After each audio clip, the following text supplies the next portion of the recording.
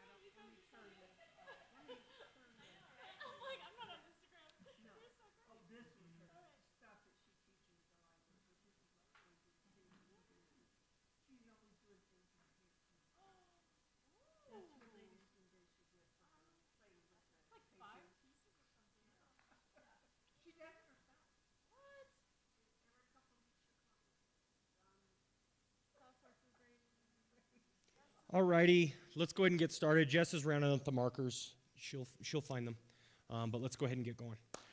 Father God, we thank you so much for this time that we could spend together, Lord, and I pray that as we seek to examine these ideas, you give us understanding and wisdom. I pray also that we would have good conversation, it would be stimulating, and you would help each of us to learn and to grow from it. We thank you, God, for all that you've done, and we pray all of these things in Jesus' name. Amen. So we've moved on to chapter 3, and we're looking primarily at the figures of Sigmund Freud and Wilhelm Reich. And each of these figures is very interesting. This, here in chapter 4, we've been talking mostly about expressive individualism and how we've got this inward turn and just that sense. This is where this movement takes a decisively sexual turn. This is where it really gets focused on sexuality as one of the primary aspects of this expressive individual movement. And so that's where, thank you, that's where Freud comes into play and Reich also comes into play. So we've got chapter 4, and again, I just want to remind everyone, the value is in the discussions and the conversation. I'm just going to pull some prompts here of, I think, important topics to discuss and talk about, and then we should get into it. And I think if we are very serious about, trying to understand and grasp the concepts and dig deeper, I think we will find at the heart valuable context for future discussion in our day and age. Like, these are questions that people are asking. I think we believe that Freud and Reich are not providing the right answers, but what are the right answers then? And how do we provide them in such a way that we can be heard in the marketplace of ideas? So that's kind of the concept. I will say throughout the book, I've been pretty, at very least, you know, I don't know how to put it, sympathetic towards expressive individualism. I've kind of talked about, I think some of these ideas are helpful and different things like that. The sexual turn that it takes in chapter 4, there's very little about it that I'm like, oh, this is, you know, really redeeming. You know, we can do something with this. This is, to me, where so much of this movement right now in our day and age is going off the rails, right? I'm not so opposed to the inward turn in general. I'm not so opposed to authenticity and expressive individualism at times. We've talked about it in depth in previous studies. The decidedly sexual nature of it that we see exemplified here in chapter 4, I think is really dangerous, right? And that is where, you know, a lot of the heart of the book is coming from. So just wanted to say that at the start. Now, what I want to start with, he says there on page 71, he says, the simple answer is that sexual desire has emerged in the last 100 years as a primary category for understanding our identity.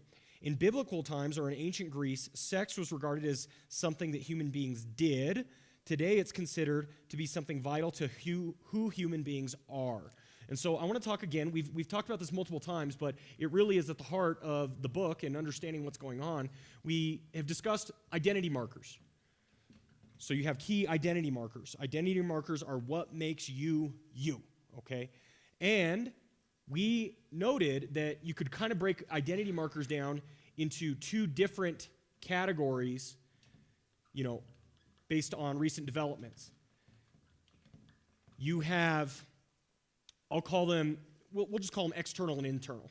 There's probably several different ways to frame them out, but this is really what we're getting at with expressive individualism. External identity markers are descriptive of you. They're usually the sort of thing that you don't have much control over, although you might. These are things, you know, like your roles, you know. If you're a spouse, husband, wife, father, mother, etc. Your jobs, right, are often external. They're things that people could look at and identify. Of course, in our day and age, race is a big one, you know. And so these are the sorts of things that are kind of descriptive of you, right? And he makes the case that in prior generations, most people, their first thought about who am I, they pick these things, right? These are the things that describe who I am. And then maybe secondarily, or even not at all, going to the internal ones. Internal ones are it's sort of matters of taste, perhaps. Tastes or preference, right? They're often, they can be emotional or feelings-based. Did I hear something? Beliefs, yep, exactly. And so these are kind of internal identity markers. And we've noted that expressive individualism, these start to come to the forefront, and these become more and more important than these, right? And in, you know, its fullness, then sometimes these are even like they're tried to be minimized, downplayed, eliminated, etc. And it's because oftentimes these identity markers have obligations or duties associated with them. And these are being imposed upon you, right? And it's seen as these external obligations and duties are often taking away from your freedom, and especially your freedom of expression. And so you see kind of all at the same time a downplaying of these, a moving these to the forefront, and that's where it gets really interesting with this sexuality in this quote here. He says, in the past, sex is something humans did. You looked at it as an external thing. Now, sex is vital to who we are. It's an identity marker. Now, how can you make sex internal? Sexual preference, right? And so then sexual preference becomes the important mode.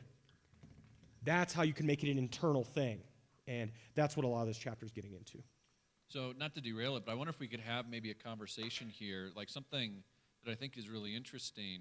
You know, I mentioned beliefs there's this internal thing. And of course, as Christians, our beliefs are very central, yes, you know, to who we are. At the same time, you'll also find a lot of people who say, like, the beliefs are important, but actually, in many cases, our status before God is actually what's central. And like a lot of times we're trying to bring our beliefs to the reality as opposed to our beliefs creating the reality. I mean, it's kind of a back and forth, but I wonder what you think or others think about this idea of like how much of our identity as Christians is based on what we believe and how much of it is actually based on what God has done and some actual external kind of reality, kind of metaphysical thing that has happened, as opposed to, well, this is just how I identify in my internal beliefs about something. Yeah. What do you guys think about that one?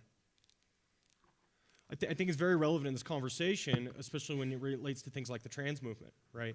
Because the whole separating of sex and gender in our day and age has to do with what you just identified, right? Go ahead. I feel like I'm going to give a really great non-answer in just a both-and sense, because I think that you kind of, as a human being, have to marry the two together in terms of, okay, now I have all these external identifiers based on this is who God says I am now. I'm chosen, I'm a new creation, I'm redeemed, etc. But then you have the internal reality of like experiencing that transformation happening, and then the particulars of what that looks like in your life. So you might have like more of the internal descriptions of like, I've been healed from addiction, and so like now I'm, like those sorts of markers that make you still an individual. I think God kind of marries the external and the internal for us, if that makes sense. So Yeah. That's kind of what I'm sensing. It's not really like I cannot support this claim. But yeah, I think it's like an integrated thing, actually. Yeah. Ideally, like it's on a spectrum because of sanctification. So right out the gate, like you're going to have preferences, internal identifiers that are going to be still like needed to be sanctified, that you kind of have to lay aside. Like there's plenty of Christians who identify with, yes, like I have been saved by grace. I still have same-sex preferences, but I lay those to rest because I'm practicing abstinence, et cetera, right? And so like you might still have proclivities and in particular tastes, right? But I think it's like you have an increasing discernment on what needs to be laid to rest or sacrificed and what you're willing to take on. I don't know. So I don't think you pretend you're not an individual anymore. So I think I agree with a lot of that. I think the question I would raise is how much should we think about our experience as being an identity marker, right? Like, so certainly the experience is important in there. I think the question becomes, okay, is my emotional state an identity marker? Because that kind of fluctuates. And so I guess that's kind of what I'm wondering here, because I agree, like beliefs are part of who we are, and like experiencing God is important, and there's unique and individuality. But when it comes to identity, that's kind of where I'm wondering, like, is that an identity, kind of core identity thing, or is it something else about us that maybe is not quite as central as identity? That's kind of what I wonder. Sorry, we're gonna stop ping-ponging it. No, and this is good, and this is what I wanted to do today. So yes. You just made me think of this though. What if the experience is actually how you test the objective identity markers, right? Like, what if God says I'm chosen, or God says I'm free in this particular area? Let me see what that experience is like. Does that seem true? So then it kind of goes back to the abductive inference model from the Meek study. So maybe that's how the two might relate. Other thoughts? I have some, but I want to. Yeah, I like what you guys are talking about, and I think there probably is a sense in which that's true.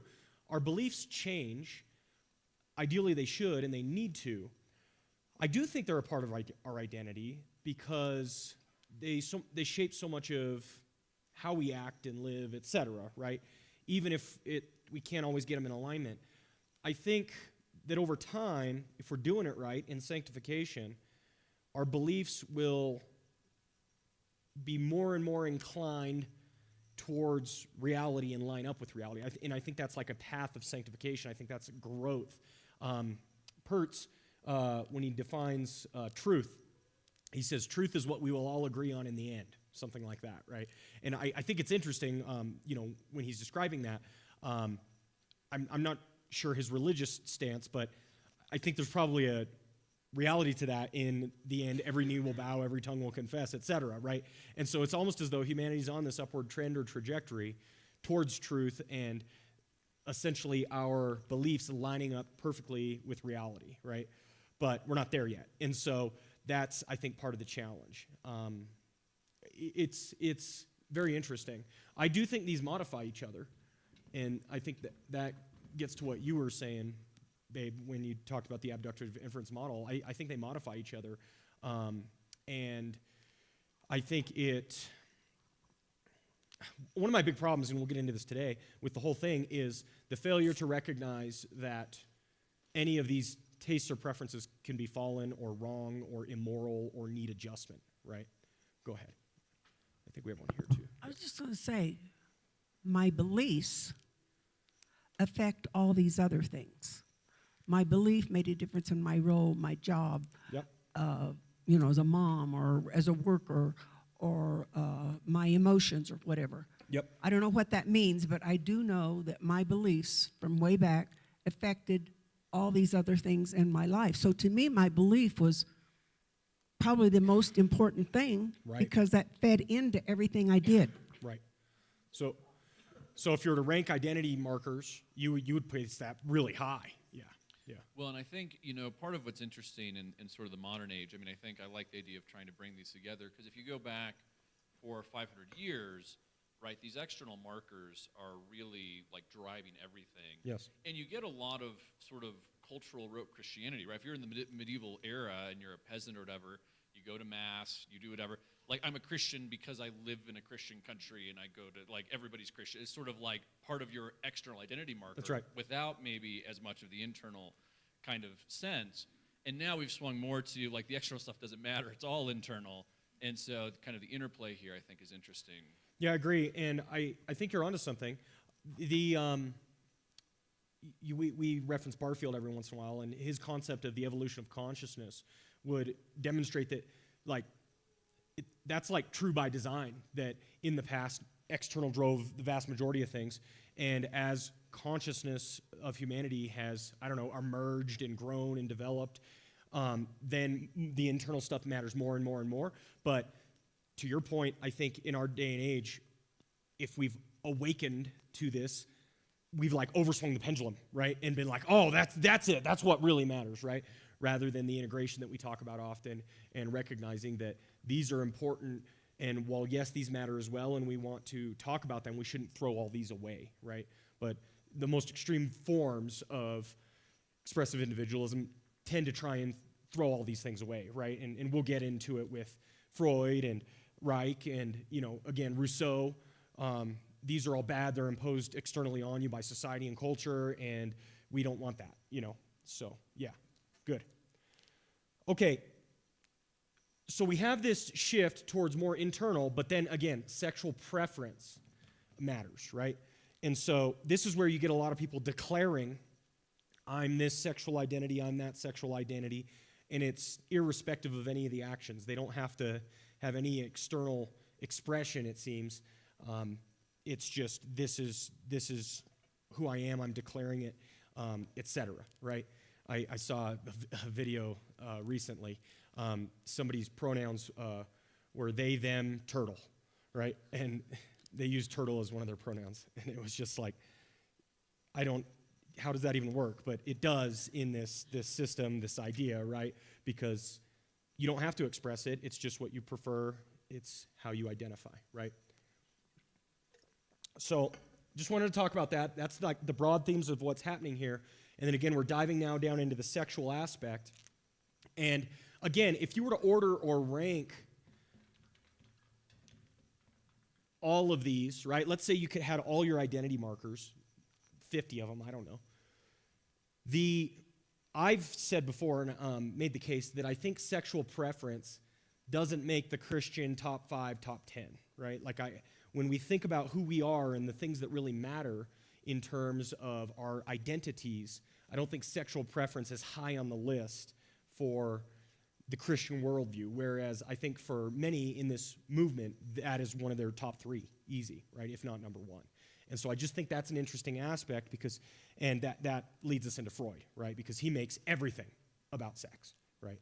So, yeah, go ahead. Just to throw another thing out there, just to kind of think about as you're going forward here, I think another question about identity here, especially the internal identities, is how fixed are they, how much are they self-created, and how much are they culturally kind of created. And I Yep. think there's this sort of mythology that just by acting on quote unquote our desires or authenticity, we're somehow unique or like actually being our true selves, when in fact, studies bear this out, experience bears this out. There's a huge amount of sort of social contagion, and like you're being shaped dramatically, especially young people being shaped dramatically by peers and so forth.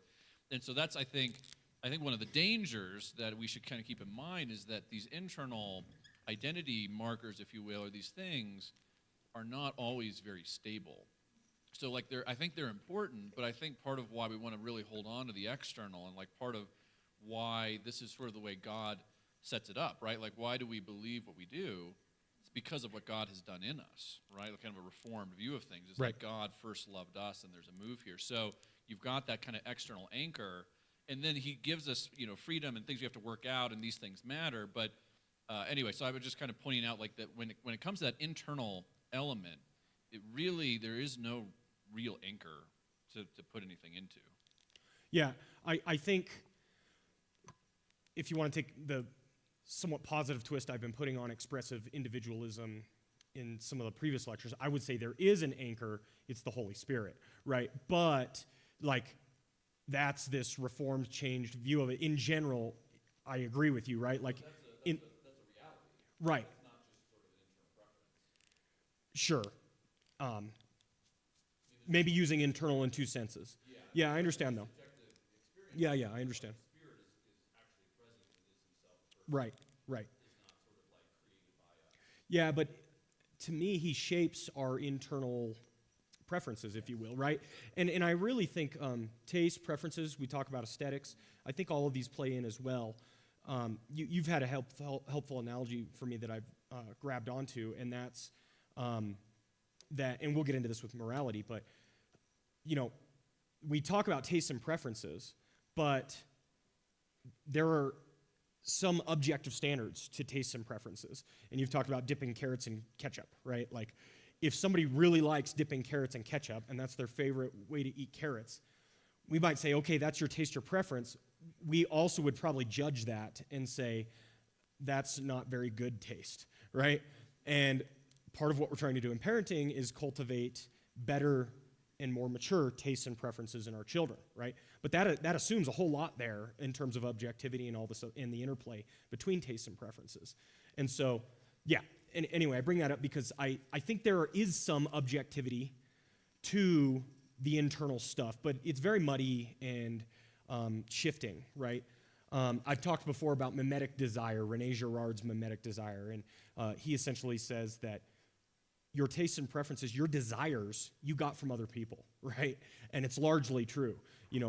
Society and culture creates the ideal whatever, and then we long for the ideal whatever based upon the societies and cultures in which we run.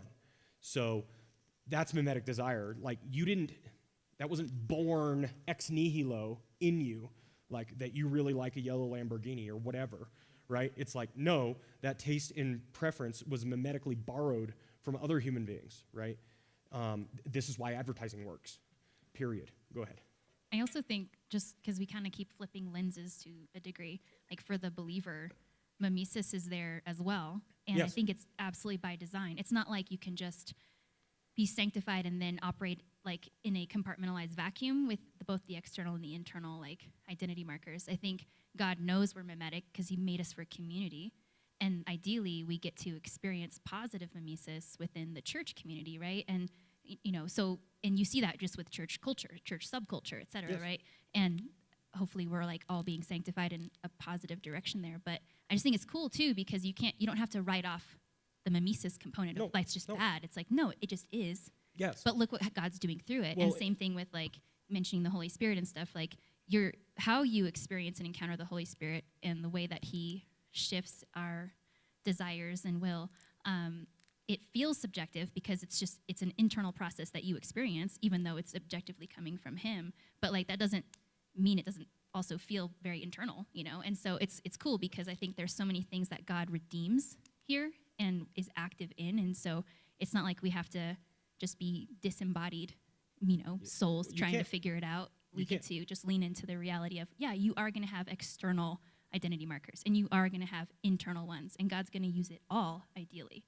Yeah, and again, mimetic desire, it just is. You can't turn it off, right? Like, it just is. And the question is, which values are you inculcating with the mimetic culture society you set up? I'm going to say something, I mean this very positively, okay? Yes, no. Why does everyone in our church want 700 children?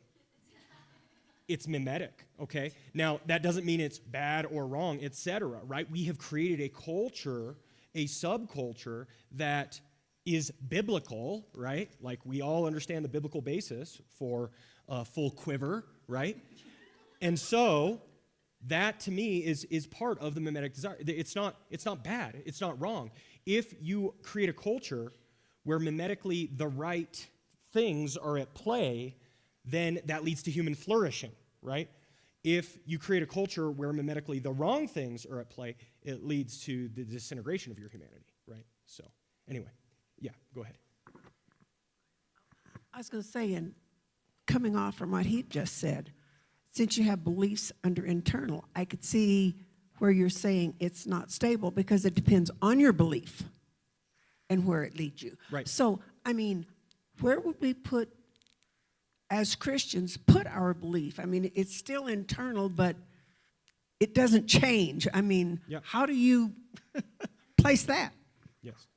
Yeah, the reality of it. Where do you, is Yeah. that where you would put it? Okay. Well, I just was thinking of what he said, and I'm going, yeah, he's right. It could change, That's right. Well, they affect themselves, right? Like, I often use the phrase "build the plane while you fly it," but like the plane is changing while we're building it, while we're flying it. You see, it's a weird thing, but it's this loop that feeds in on itself, right? So yes, they can change, and the way you think about the world changes how you engage with the world, which changes the way you think about the world, which and that's just the process of like being human and trying to navigate, right? But you're 100% correct. Yes. Well, and I think part of the confusion here is maybe we haven't distinguished internal external quite right, because so you have roles, jobs, race, Sure. nationality, but those things only matter in as much as you have beliefs about them, right? Like that you believe you have a job, or that you recognize that you have a role, or that's like, so all of those things are mediated in our minds through our experience.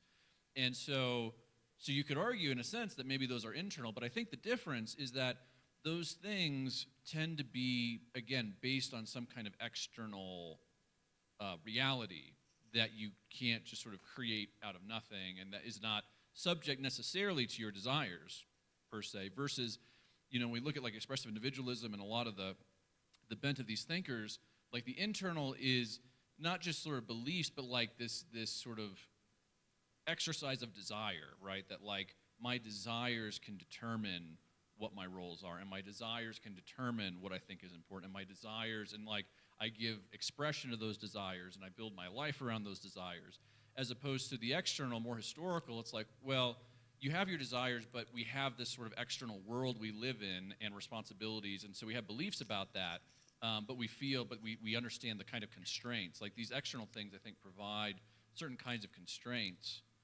on our identity and how we process roles, versus this internal is like trying to get out away from constraints Sure. to what we can be, what we can do, what we want, how we express it. Yeah. These are rough categories. When I always remember Truman when he talks about it, he basically says, if you went back a few hundred years and you went to a rural farmer and asked them, who are you? They would respond with these things, right? So that's what this category really means. Call it external, whatever you want to call it. It's how would people have identified 500 years ago if you asked them the question, who are you? Versus today, if you go up to a random person on the street, who are you? They're much more likely to respond with these things first and foremost, right? And so, yeah. Okay, good. Let's go on now to a big topic that comes up in page 72, and this is the topic of happiness. Okay, happiness, I think, is a very important topic in this chapter, and I'll just read a handful of quotes here on 72. But his legacy lives on in two important areas: his notion that sex is foundational to human happiness, and his theory of civilization.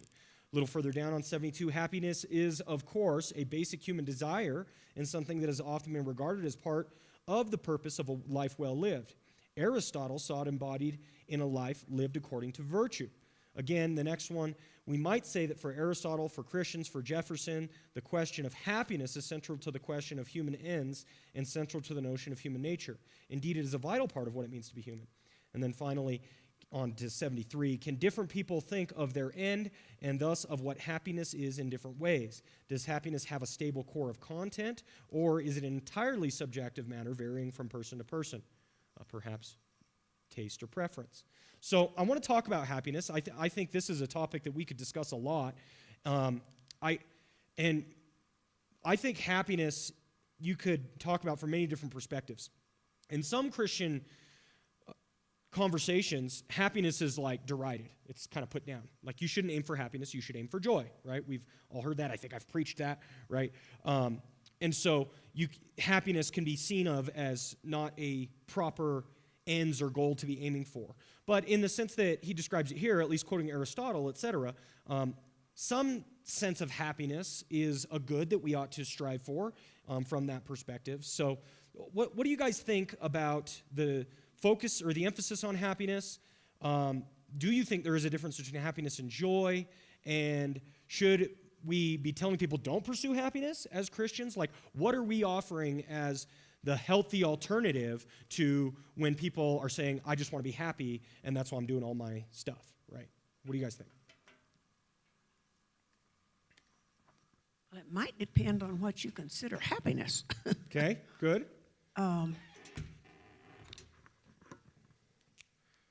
To me, happiness, I relate that with the word content. That's just me. Okay. I'm a person, you won't find me like, I'm not way out there. I mean, happiness, it's never been that important to me, I guess. I mean, I've been content with whatever, does that make sense? Whatever, Yes. am I being dumb? I mean, when I see other people, happiness is overflowing, I've never been that kind of a person. I mean, things were great, and it's great, so I was content with it. If it didn't work, then I was still good. I mean, I guess I was happy. I don't know. Do you understand what I'm trying to say? You're doing great, Shirley. I guess my thought of happiness is totally different from what I see out there, that I'm happy because I have this, or I'm happy because I accomplished this, or I'm happy because of this. To me, it was like at the end of the day, everything was fine, so I guess I'm happy, I'm content. Don't know, that's just me. I love it. I feel like, and I don't want to put words in your mouth, but it sounds to me like the difference between a state of being versus an emotion, right? Like, joy, I think, is typically seen as the Christian way of saying, like, it's a state of being that's constant, even when life situations are fluctuating, and maybe it's good and you're still joyful. Maybe it's bad and you're still joyful. Versus emotion, which kind of can change on a much quicker basis, in my opinion. It sounds like kind of what you were experiencing, which is like the constant of contentment versus like. And yeah, but that's good. Just to add some context. So a lot of people sort of misunderstand Aristotle when he does talk about happiness or flourishing as being the goal for human beings, but he means something very different than what we mean by happiness. Like, usually people will say, like, do you feel happy or are you unhappy in like a given moment? Aristotle doesn't think about happiness and flourishing that way. So what Aristotle says is that actually eudaimonia, so this idea of sort of flourishing, human flourishing, you can really only say that fully of someone after they've died, like after you can see their whole life. And you look at their whole life and then you say, that was a flourishing life. Like, maybe they were unhappy sometimes and maybe they were really happy other times in terms of the sort of emotional element. But you can look and say, like, okay, over the course of their life, is there this kind of flourishing? And I think this is that state of being and contentment that we're talking about. I think about this, like, actually with my grandfather, for example, who, was generally often jovial and happy, but, had hard things, and, like, he passed away, and I remember just sort of thinking, like, yeah, he led a flourishing life. Like, it was, you could really, after he died, you could really kind of go back and look at that whole arc and be like, he had a good life, and, like, it was a life that had this kind of deep sort of flourishing and contentment, with pain, with setbacks, with problems, but you looking at that broad swath of it, That's kind of how Aristotle thinks about it, which is very different from how we think about, like, people say, are you happy right now? Or Right. like, I'm happy right now, I'm unhappy right now. It's very kind of emotional, sort of based on feelings. Yes. Good. I appreciate that. Other thoughts? This is just kind of a side thought because we're talking about happiness. But one of the things that I think about in terms of states of being versus emotion is like in the Bible is saying like, don't be afraid, right? Like I think there's a difference between feeling afraid and being afraid. Being something drives decision making. Feeling something hopefully doesn't drive decision making, right? Like if you're being wise about like the feeling, hopefully you're aware like, okay, this is just a feeling and it's fleeting, it'll come and go, versus like being in a state of, say, depression, that's driving your behavior most of the time. So anyway, just kind of, again, distinguishing those like being versus just feeling. Yeah. No, good. Christy, you have something? Yeah. Once again, my thought is not fully formed, so I apologize. No, it's perfect. That's what we're doing. I think, like Freud is saying, like for him, happiness is the absence of pain, and then the experiencing of pleasure. And I think a lot of people do feel that way. That it's you just avoid pain and you try to find pleasure. And then where the Christian differs from that is that we know that there will be pain, and so we also know that God does something in us in suffering and pain. So we're not necessarily just trying to avoid it all the time. And then the experience of pleasure, like we know as Christians too that there is sinful pleasure and that there is holy, godly pleasure. And so I think that's where a lot of people are searching for that kind of happiness in that definition without the full picture of suffering actually can be good for you and actually, in the end, be a good thing. And some pleasures will only lead to destruction and not happiness. Yeah. I think that's really good. And like talking about emotion, when I start, it doesn't mean that I never have emotion. I mean, Sure. there are times things that happen and you were really pleased about it, but it didn't change my outlook or the state that what I was in, because tonight, what I felt this morning may be totally down the tube, so to speak. So I don't know. To me, emotion shouldn't, I guess, be the total driving force, because you better analyze what that emotion is and what it came from. But it shouldn't change, I don't know, your state of, I don't know what I'm trying to Yeah, say, yeah. but I know what I think inside. Yeah, yeah. No, that's good. I think I grasp what you're. Not very good Well, with words. I think I understand what you're saying, and I appreciate it. And I think, what's interesting about this too is, this pursuit of pleasure. I mean, you can almost describe it like a lot of people, or especially non-Christians, think about happiness as almost a kind of euphoria, right? Like it's a kind of something, and this is why you see emphasis on experience of various kinds, right? And also, this is very much kind of the role in a more mundane sense of sort of drug addiction, right? Where you're looking for a certain kind of hit, and you're looking for this euphoria, and we're not made to sort of live, euphorically all the time by definition.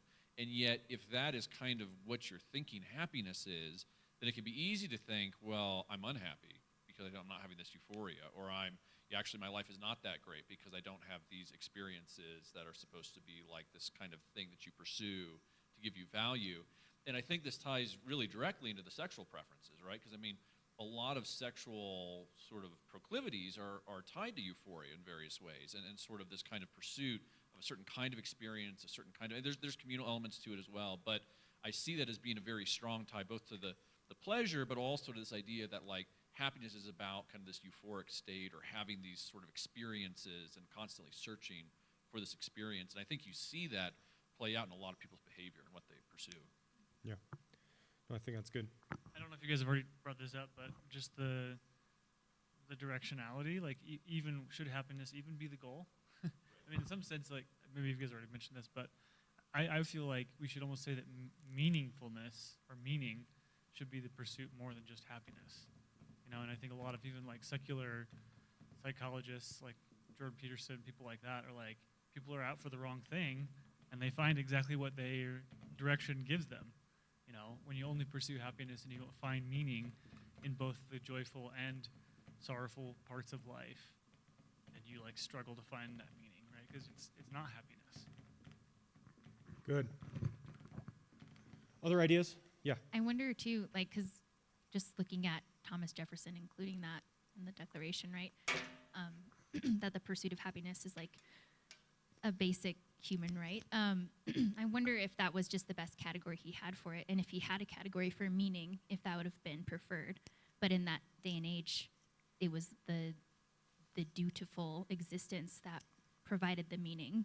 Right. And so I don't even know what he meant by happiness, Yeah, fair right? enough. It might be more like Aristotle. Right. Yeah.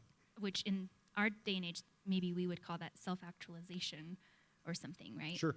In terms of like human flourishing and virtue development. But I don't know. I don't think that a lot of people, when I look at social media and the patterns of behavior put out there and the highlight reels that people share of their lives, like, I don't know if the goal is meaning or more about I experienced some euphoric thing, you know, and maybe that's like obviously super muddy and it's a projection, but it's interesting. For what it's worth, Freud and Jung were friends for a little bit there, and it's interesting in history, they came around at the same time. Jung's perspective on psychology is much more about the self-actualization that you describe. It's a very important part. He personally described much suffering that he went through, and he saw it as, you know, a important part of being human and fully becoming human in his perspective. And so Jung is no Christian, but he's a very interesting thinker when it comes to psychology, especially because he allows for spirituality. Spirituality is core to his system. It's just a very different spirituality than a standard, stereotypical Christian approach. But sharp distinction between Jung and Freud at that point, because Freud really did lean into the materialism of his day, and these are the results, right? Whereas Jung held a strong place for spirituality.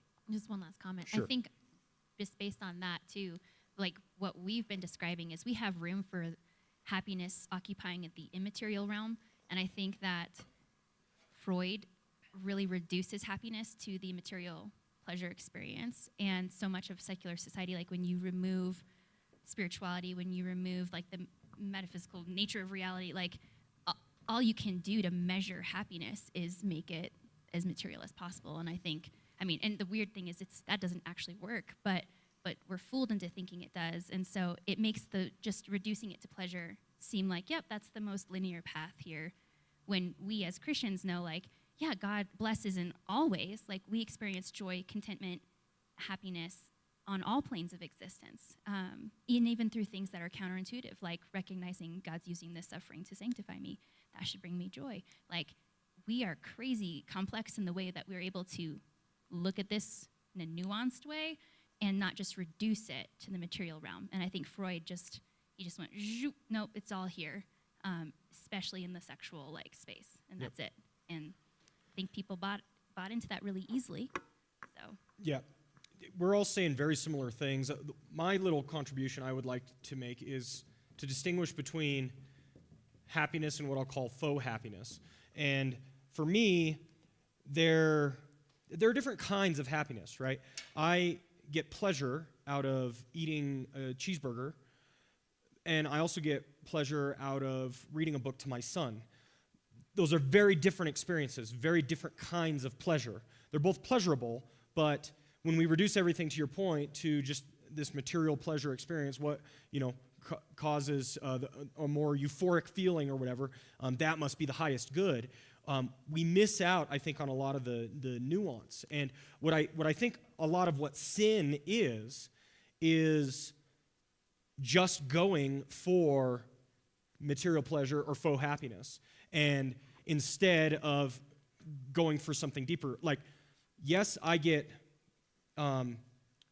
happiness out of gobbling down a bunch of cookies, right, as I expressed recently, but I get a greater happiness from feeling fit and in control of my body. And we oftentimes, if we're thinking about it, we will forego the fleeting faux happiness for something greater and something more meaningful and deeper than that. And I think most human beings would recognize and grant this if you're talking about categories like I just expressed. But when all of a sudden when we get to sexuality, it's like, no, we can't touch that. We are not going to go into that, et cetera. And all I would ask is, are the sexual pleasure that we derive from the sexual act, described especially in Freudian ways, does that belong in the category of cookies, or does it belong in the categories of reading a book to my son? You see what I mean? Like, those are very, very different things. And like I said, if you were to organize Christian identity markers, I think sexuality doesn't make the top 5, doesn't make the top 10, and we need to be very careful about putting it there. So. Yeah, I think that's nicely said. And so another thing about identity that I think is important here, tied to what you said, is that part of why identity matters is that our identity orders other things about our life. Kind of like Daniel was talking about what we act out of.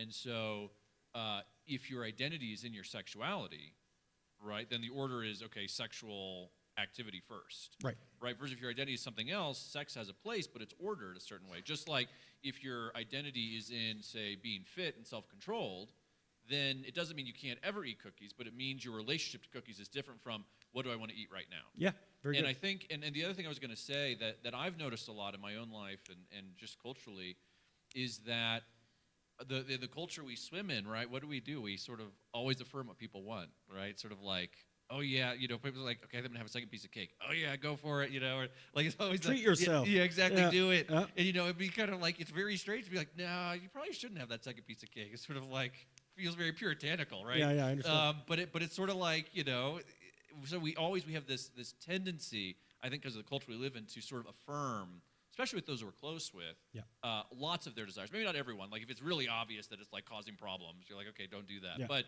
in general, the minor excess of a second or a third cookie or a second piece of cake, we generally affirm, I think, without thinking about it.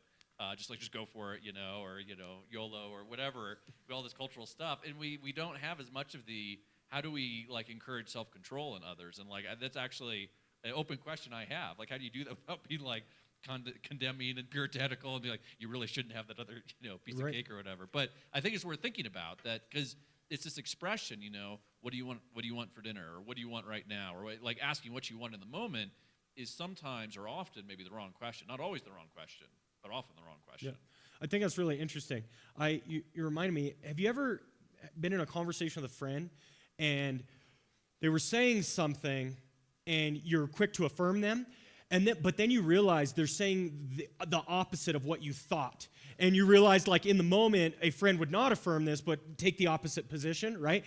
How quickly we backpedal and, oh, no, that's not what I meant, or we try to reconfigure our statement so that it's in line, or, oh, I thought you were saying this, my bad, But what it goes to show is we didn't have any, personal conviction about what we were affirming. It was more like you're my friend, I'm going to say the positive comment, whatever I think the positive comment right now is. And so I think that's an interesting phenomenon as well. Yeah, go ahead. I was just thinking, looking at emotion and happiness, it matters, I think, where it takes you. I'm thinking I'm the kind of a person that you just plod along. You put one step in front of the other. I may be happy right now. I may be down tomorrow. Things may be falling apart. But you still keep moving forward. You don't let it. I've known people when they're down, life just practically stops. Or if they're happy, they're right. To me, you still have a life and things to do, so you just keep plodding along. That's what I used to tell my kids. Just put one step in front of the other. It doesn't matter what's there. You just move over it and move past it. I don't know where that fits, but that makes a difference in how you treat these things that come along in your life. And, is happiness so there that you can't keep moving? If you don't have that, you quit living? I don't know. I think that's very wise Christian counsel, right, and very biblical as well. So, 2 thoughts to go off of what Paul was saying, and I think that my best answer for the question is just the relationship building. If you have that relationship built with somebody, it doesn't feel judgmental for them to correct you or whatever, because maybe they know that you're struggling with that kind of overindulgence in one area or in the other.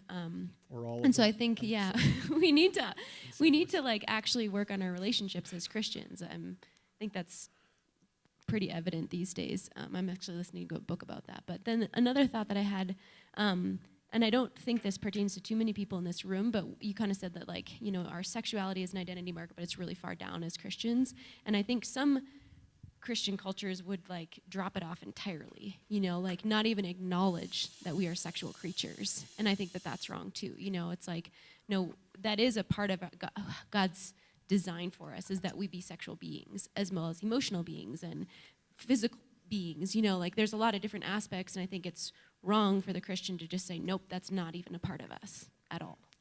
Yeah, I agree with that. And it makes me think of, too, like, it's important to think about how it ought to fit into our identity, right? So those of you who grew up in Christian cultures in the 90s, right, purity culture was also a wrong way to think about sexual identity, right? I mean, it was sort of like way over, it ironically played totally into the culture of like your sexuality and what you do sexually is like the most important thing about you. And so it was like, so make sure, you know, you have the purity ring and all that stuff. And so it was like this whole other swing. And so it's ironic, you know, where they have maybe a different take than the culture, but they still are like elevating it to a kind of identity that is unhealthy and like disproportionate or disordered relative to, I think, where God intends for it to be. That is where I wanted to go next. So I wrote it down right here. So page 74, just a quote from Truman. Freud is the man who originally expressed this understanding of human happiness in a cogent, plausible, and scientific form. As the abolition of the pre-political makes us all Marxists now, so the assumption that sex is happiness makes us all Freudians. And so, this prompted the question, like I said, I wrote it down. What is a proper biblical view of sexuality? Because, you know, I think when you read Freud and Reich, even the few quotes that he has, or if you talk to people out in the world, they think that all Christians have essentially a puritanical view of sexuality, right? That it's basically only for making babies. What else are you doing, right? So what is a proper view of sexuality? How do we want to cast a vision for sexuality for people that really does lead to human flourishing and captures everything that God says about sexuality? Because you're right, I think there can be a tendency to minimize sexuality, and perhaps I've done a little bit of it tonight, right? But it is an important part of being human. We shouldn't just cast it aside and say it doesn't matter. Okay, so what's a proper view, and how would we express that to the culture of the world? I don't have an answer for your question, but Ryan grew up with his youth pastor telling his youth to pray for their sex lives with their spouses. And he felt like that was like a really good view to teach young people. This is something that is a good thing that you wait for, but it's also something that is hard and that you're going to need to pray for. And it's a good gift that God gives. That sounds like a very practical, because it takes it out of the taboo, verboten, we don't talk about that space. I like that just as a practical consideration. What else?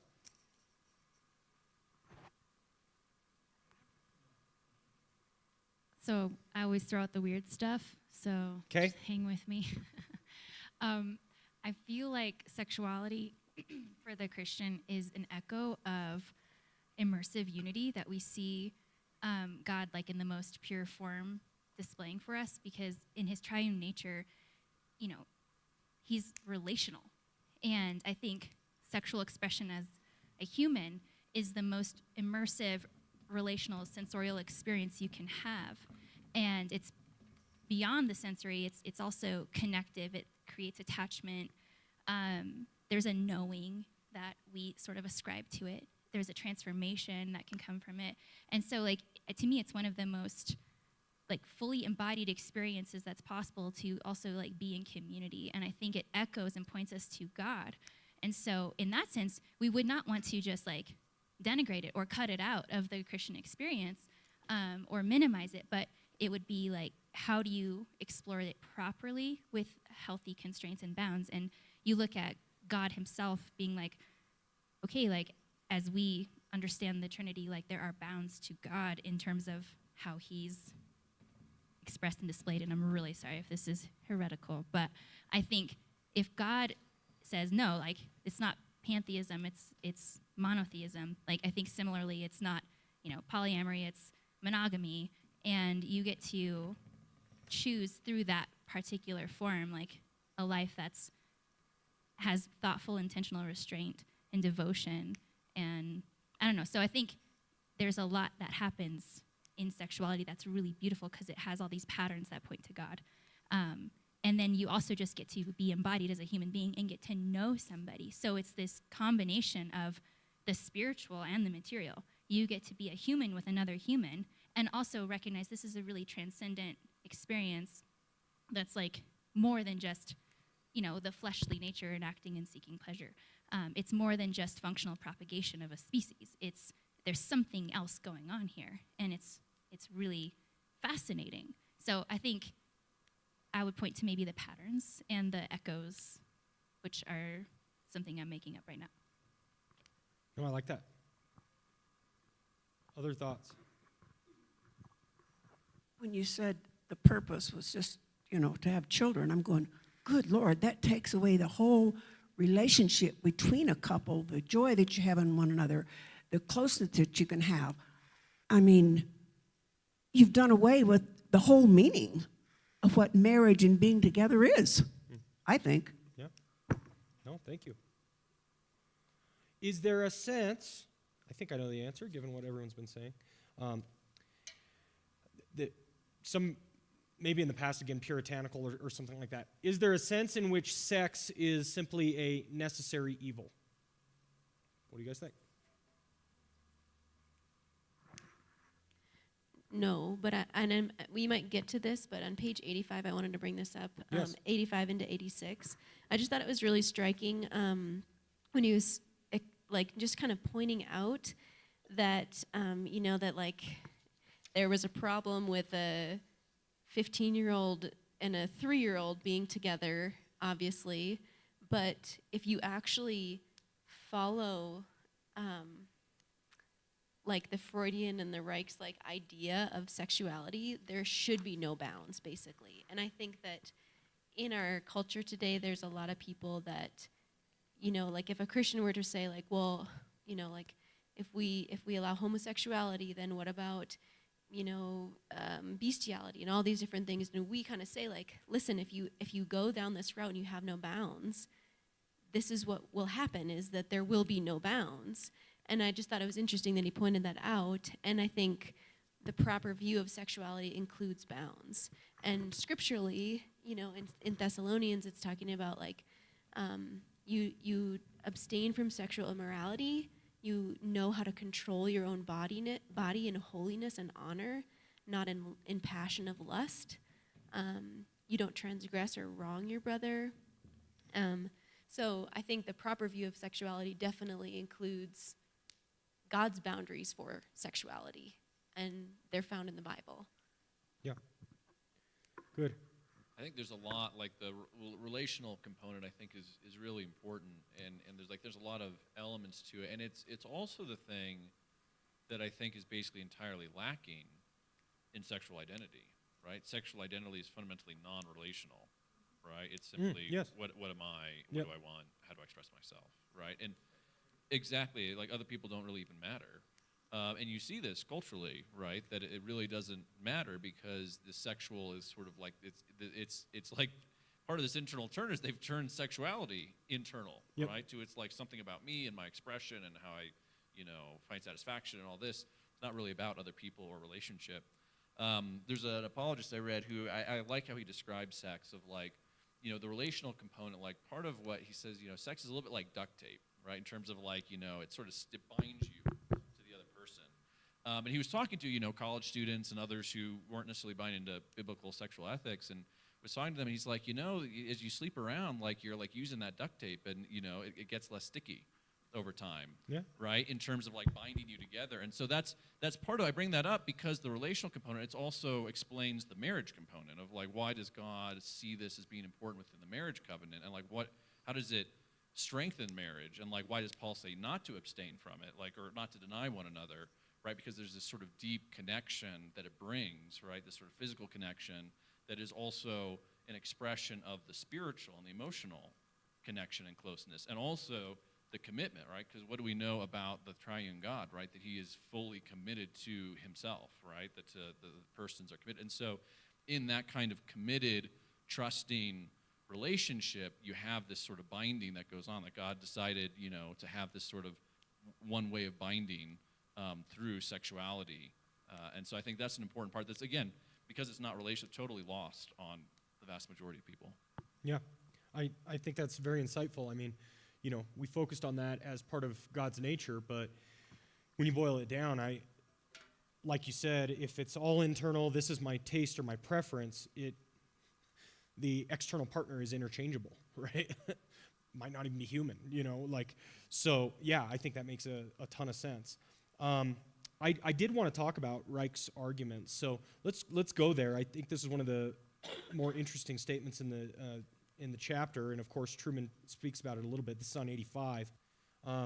If the same boy of 15 were to induce 3-year-old girls into sexual games, or if he tried to seduce a girl of his own age against her will, such conduct would be antisocial.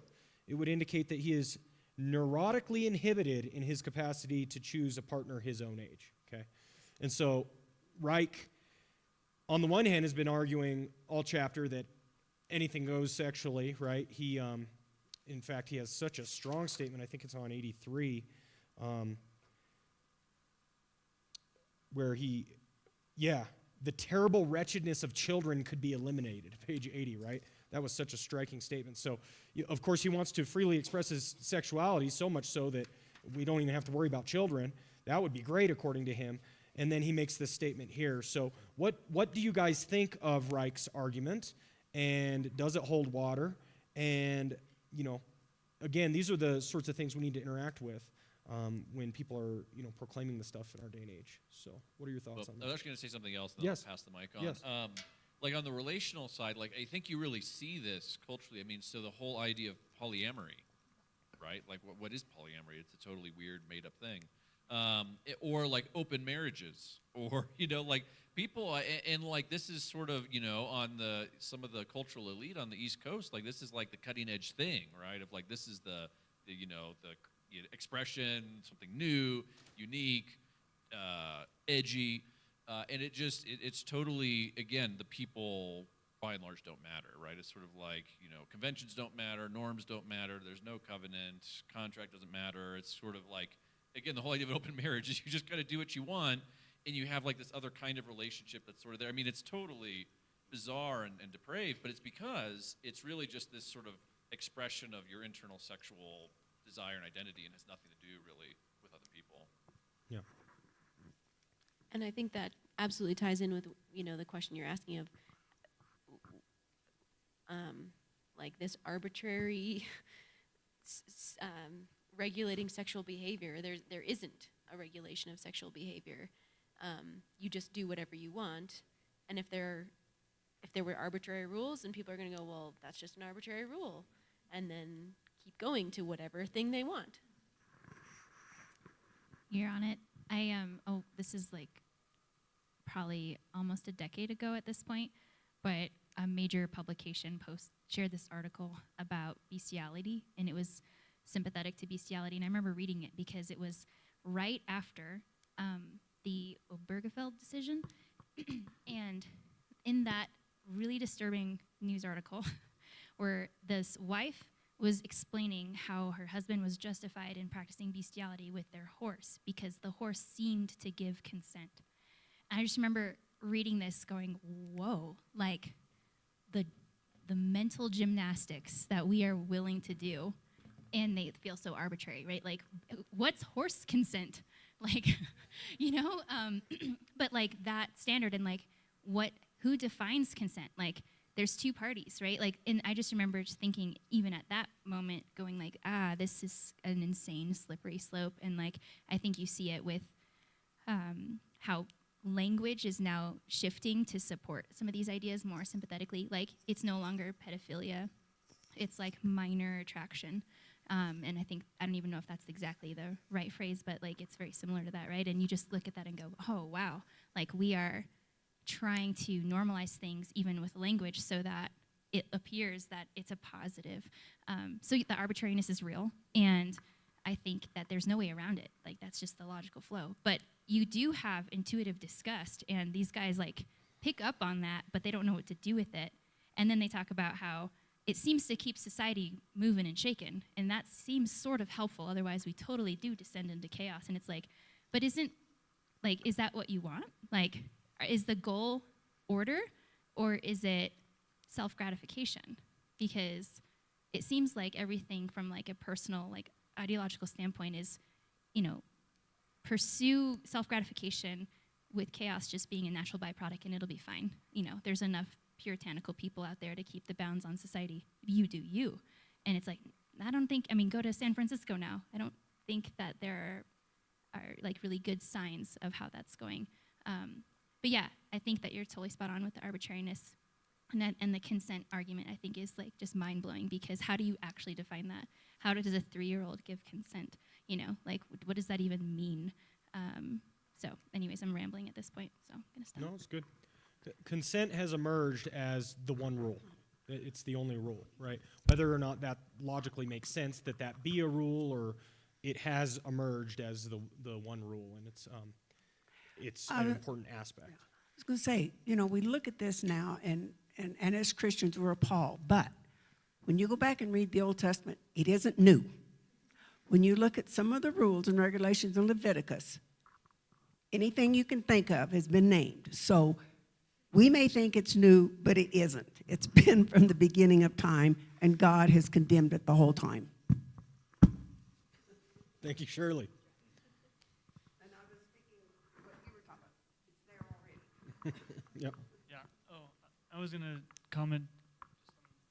We're kind of in the same area here, but on this sort of idea of like, if you love someone, you'll let them do what makes them happy, instead of like having a bigger picture, you know, not just happiness, but also meaning and an ordered life it's ordered according to the way God has created the world to run. I think there's obviously a lack of that perspective in secular culture, but this idea that God's designed things to be run a certain way. So when someone is running their life contrary to those designs that God has put in nature, that to correct them is actually to bless them. Whereas in our culture, he's talking, Reich has this passage where he's talking about, you know, if you were to prevent kids from gratifying themselves with others or by themselves, like, then that would be some kind of a child abuse situation. Yeah, and so I'm just like, you have to be very, in this very demented state where there is no order to which you are bound, that you would want to encourage people toward for real meaning and happiness to flow out of those sort of situations. And along those lines, that's why I talk about faux happiness, right? Because it's like, what you think will make you happy won't actually make you happy. You see, and I'm using happy in two senses there. You know, like that's the problem with sinners. We get stuck. We have this ideal in our mind of what our happiness is and is going to be and what it's going to look like and how we're going to achieve it. But we're dead wrong. We just don't know. And like you said, the world is organized this way. This is why I say, like, God's rules are not arbitrary. They're not. This is the way reality works. If you go against his rules, it's not going to lead to the outcome that you want, period, right? It may take a while for it to manifest itself, but it will manifest itself eventually. If you want your heart broken, there are many videos out there of people who have done this now, detransitioning stories, right? People who have gone through, transition to an opposite gender, and then later on they regret their decision and they try to detransition back. It is horrible, and they're always very, very broken and regretful about the decision they've made. What they thought would make them happy didn't actually make them happy, right? And that's even simple in just a handful of years of somebody's life, much less a whole lifetime, right? Correct. Yes, and it's tragic. I think I'm glad that you brought up love, Nick, because I think that's another piece, like when we were thinking about states of being and emotions too. Like, if you're seeking love as an emotion, that's kind of like that faux happiness that you're talking about. It's very like short-term, short-lived, and fleeting, versus like walking in love, the action item of love, which is more of a state of being. That I think is kind of interesting to kind of consider here, because I think we can't even really talk about happiness or really love or sexuality, in my opinion, without thinking about voids, and how, like, I think we try often, or hopefully not as Christians, but in worldly things, like you're seeking to fill the void. And so happiness seems like a really understandable way to fill a void, pleasure maybe, and then, yeah, love, absolutely. And so, like, these things, like, I know that we're saying that maybe it's not relational, the newer view of sexuality. I don't know that that's entirely true. Like, I think about the people that I'm working with, and their goal is like, I have this identity, I'm going to express it. The goal is ultimately relational for them. What they want actually is to be loved and embraced by people, and they don't care what that looks like. That's the problem, is that they are so desperate for that love that it doesn't matter. Like, they just feel, that's right, right, and they don't have a basis for like, what are the bounds, like what is wrong with, exactly. Good. Devin. I think it's so interesting we keep coming up with what are bounds, right? Because we talk about young boys, right? When Christians, we always think the issue with young boys is they always come across with pornography at some point, right? It kind of like opens the spot in their mind, right? It's like, oh, this is new, this is exciting, so it takes out the relationality out of it. But then it does something else. So like, okay, it goes back to the Band-Aid. It opens up. Now keep going back. Now you're finding something new concept like an open marriage through a pornography website. Oh, okay, that bound is broken. More about like, it opens up. Yeah, like, I feel like a lot of things go back to pornography Yeah. to some extent. Like, I Well, don't know if that's Freud or who. Well, in this area, it's obviously a massive societal epidemic, right? It's huge. Yeah. Yeah, and it strongly mirrors addiction. Like, I mean, it strongly mirrors any kind of like drug addiction or other kinds of addiction. Very, very similar. Of like neurologically, and then also the needing higher and higher doses and constantly seeking it. So there is that element. I was going to bring up, we kind of sort of kicked it to the side, but it actually is, I think, very important, which is a proper view of sexuality is procreation. And I say that because one of the most striking things, particularly about like the transgender movement, is it's totally sterile, right? Like the whole approach to like transgender is sterility, right? And it also ties into the comment about children Right. being a problem. Yep. And so this idea of procreation, I think, is really central. It's become divorced, and that's led to some of the problems that we have today.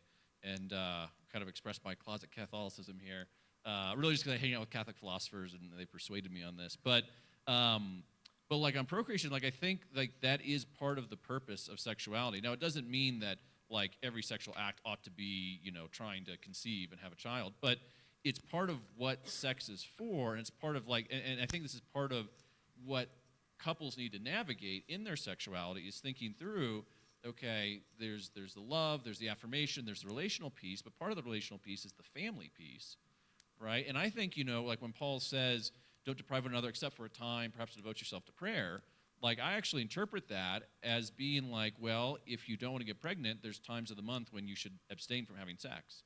And that would be a good time to pray, and like that's something you should talk through.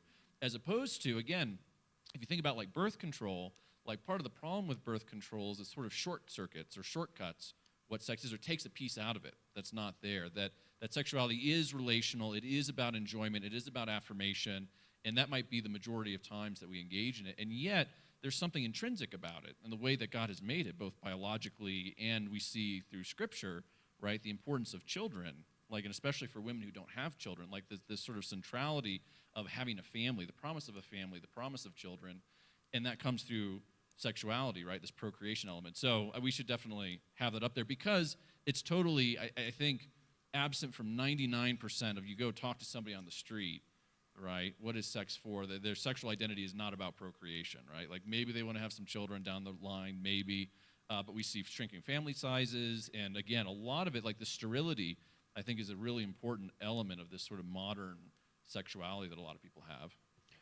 And that's why I asked the question earlier about, is it a necessary evil? You could look at that from a couple perspectives, but there have been, again, strongly puritanical Christians in the past, but that was one of their mindsets or approaches is, to make it solely, mostly, whatever, about this. And I wonder, again, if there isn't something to be said for that, which is why I asked the question, right? I think many of us think you can swing the pendulum too far in that direction, but there might be a good reason that some of our Christian brothers and sisters down through history have done just that, right? So anyway.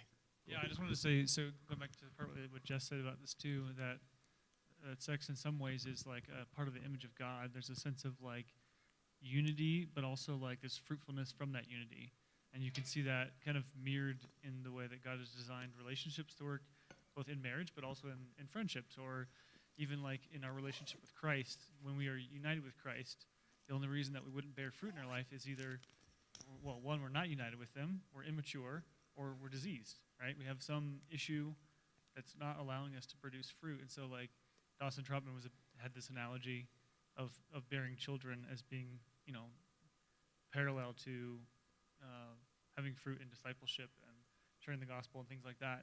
And so like you see God's design from the image of himself to sort of a sexual relationship within marriage, and then also like our unity with Christ being fruitful. And so everywhere you see like when there's this unity, there comes fruitfulness. And so I do think like in many ways it's like straight from hell, right? To say like we want to enjoy something that God made with, you know, apart from the design that it was meant to be fruitful. I was going to say that's interesting that they found what gives them contentment or joy or happiness or whatever, but they still have a desire for children, and they've actually put themselves in a situation they can't, so they depend on somebody else who's different that they can get children from. I just think that's so, I don't know, it just doesn't make sense to me that they can desire something that God created in the right way that they want, and they want to go about it the wrong way to get something that they still think they want. Yeah. It will make them happy. No, absolutely. Okay, there's one more theme I want to bring up. We've talked about a bunch of different stuff, but something we've touched on, but we haven't really focused our attention on, is really expressed through many pages of the book, and that's morality as a matter of taste. Okay.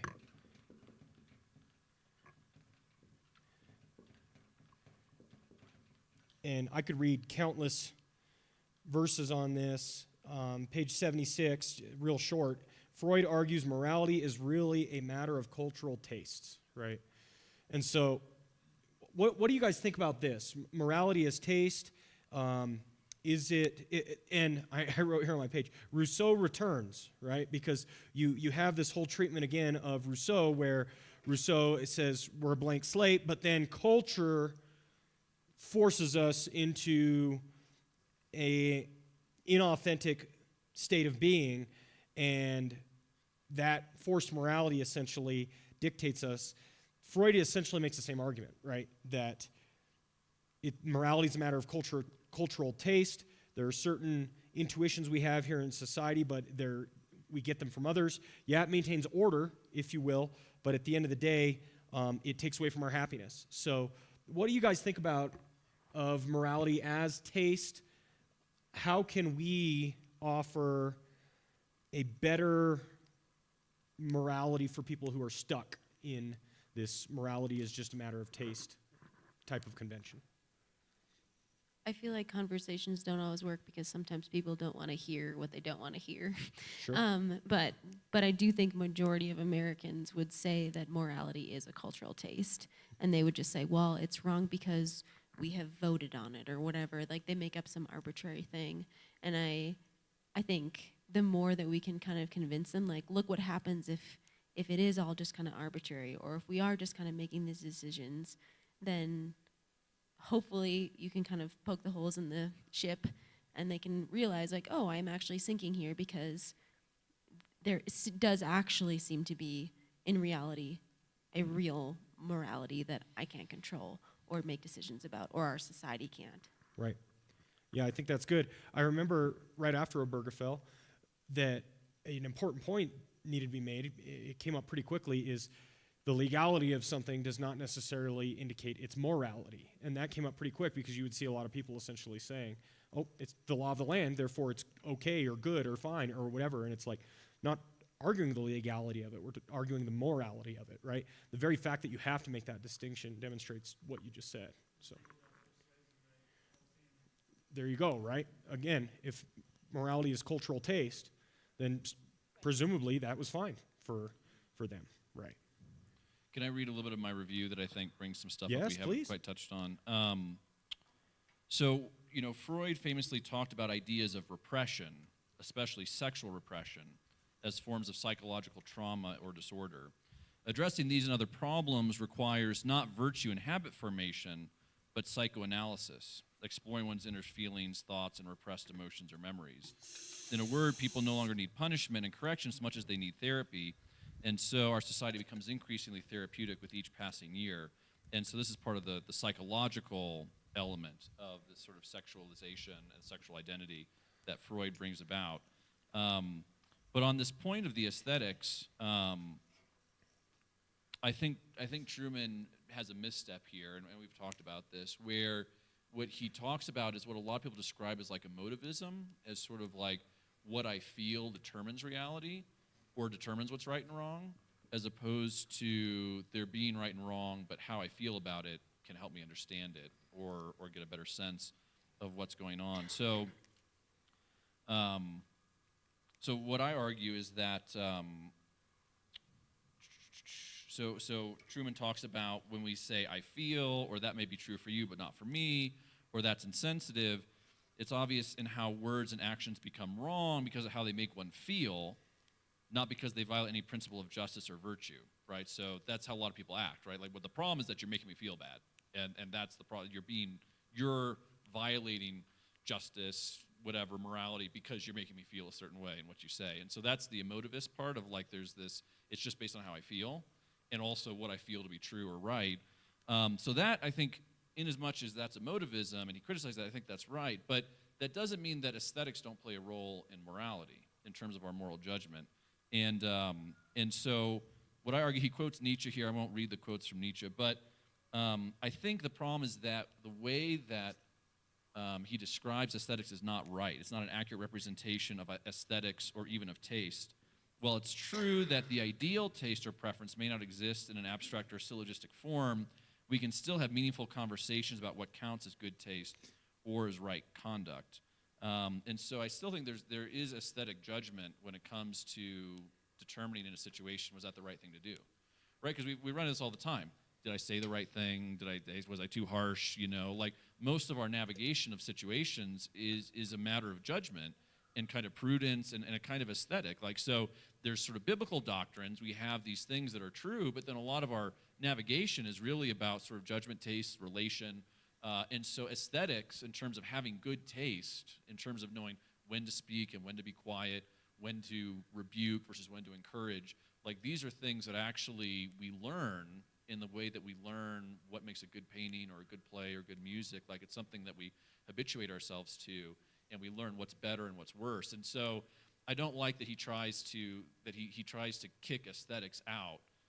Like, he says that to say that the introduction of aesthetics is the real problem here, and I don't think that's right. Sorry, that was kind of garbled, but. No, I appreciate you sharing that. As I've talked about in our Meek study, lots of different things serve as clues to help us map the pattern, right? And I think aesthetic judgment is part of that, right? I do think morality has a taste element to it.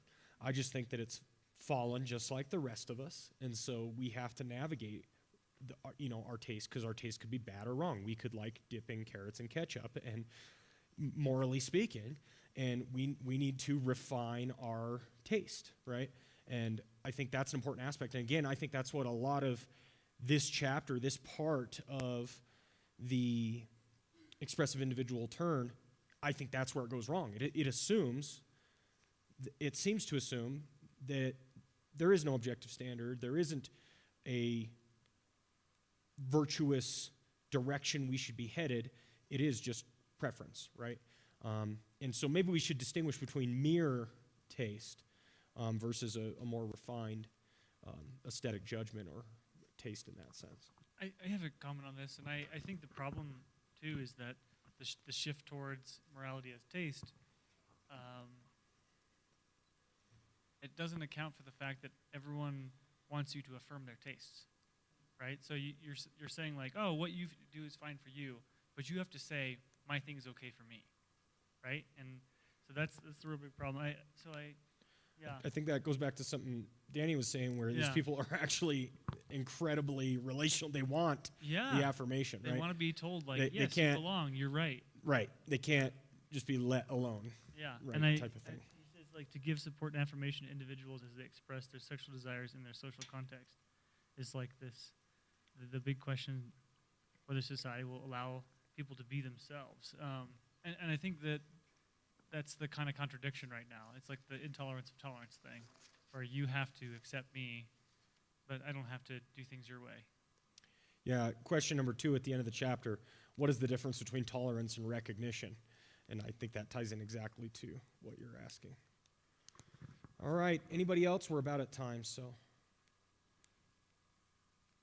Okay, well, again, I think this chapter, it's really where he's getting into the heart of, he set all of the expressive individual stuff up in chapters 1 through 3, but 4 is really where it takes that sexual turn, and it's pretty explanatory on how we've ended up in our current situation. Again, as he's emphasized throughout the book, nobody reads Freud, but man, they think a lot like he did, in many ways. And so I think that's helpful, and being able to point some of these things out in conversation with people can help them be more thoughtful. Mimetic desire, we download our opinions from the broader culture around us subconsciously without even thinking. Very few people have thought these things through. They've identified with a team or a side that they want to be on, and whatever that team or side says, they're going to affirm it too. And oftentimes they haven't even thought for themselves about these topics. And if we're doing our job right, hopefully we'll get them to reflect a little bit and actually think, what do I believe and why? Anyway. When you look and study all these people and how long ago it was, and yet you can see their influence now, it just reminds me, you put just a tiny, tiny bit of evil in something. You may not see the results for a long time, but it'll continue to grow, and pretty soon it's full-blown, and you recognize it. Yeah. Yep, I think that's a good way to put it. All right, I'm going to go ahead and pray for us to close. Father, we thank you so much for the time we've had to discuss these things. I pray that for each and every one of us, our thoughts would continue to percolate as we seek to understand these concepts and what they mean for our lives and what they mean for the world around us and how we can live and what we should do, Lord. I thank you, Father, for all of your grace and mercy. I thank you for what you've done for us, Lord, and I pray that you'll continue to work and move according to your purpose and will, and help us to be good witnesses and evangelists for your truth and your glory. We love you, Lord. We pray all these things in Jesus' name. Amen. You're dismissed. Thank you.